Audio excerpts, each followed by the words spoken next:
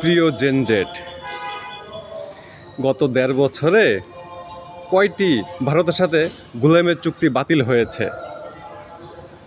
আর আমাদের মেধাবীদের সার আসিফ নজরুল সার, ওই যে ২৬ লক্ষ ভারতীয়, তাদের খবর কি? কোনো খোঁজখবর পাওয়া গেছে না ওইটা টোটালি বানোয়াট আর মিথ্যা ছিল?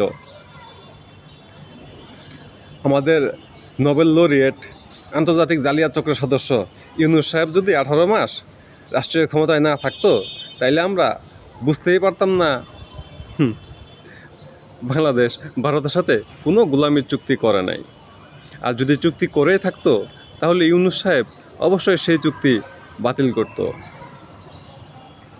গতকাল জাতীয় সংসদের অধিবেশন শুরু হলো, ত্রয়োদশ জাতীয় সংসদ। দেখে মনে হলো এক টুকরো পাকিস্তানের সংসদ ভবন। এখানে একজন বীর মুক্তিযোদ্ধা আসলেন, আমাদের মহামান্য রাষ্ট্রপতি শাহাবুদ্দিন চুপ্পু সাহেব। উনি আসা মাত্র আর ওনাকে দেখা মাত্র রাজাকারের সন্তান এবং রাজাকারের নাতিপুতিরা খুব ক্ষেপে গেলেন। তাদের অপমানে লেগেছে।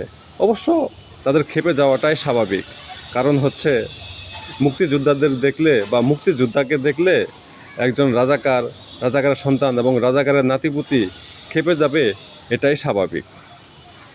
তবে মহামান্য রাষ্ট্রপতির বক্তব্যে অনেকেই মনে কষ্ট পেয়েছেন। তাদের জন্য শুধু আমি এতটুকু বলবো, আপনারা একটু অপেক্ষা করেন।